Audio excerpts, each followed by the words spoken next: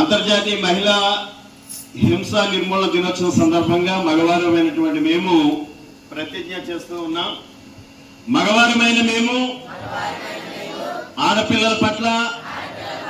మహిళల పట్ల ఎటువంటి హింసకు పాల్పడమని మా చూపుల ద్వారా కానీ, మాటల ద్వారా కానీ,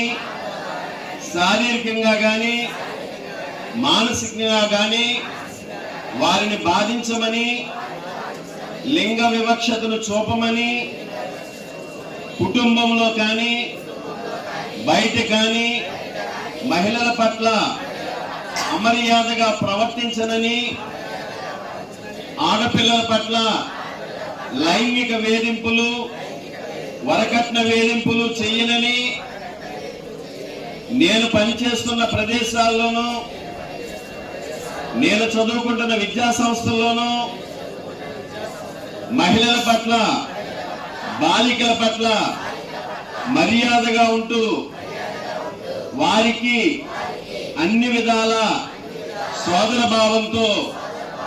సహాయం చేస్తానని ప్రతిజ్ఞ చేస్తున్నాను.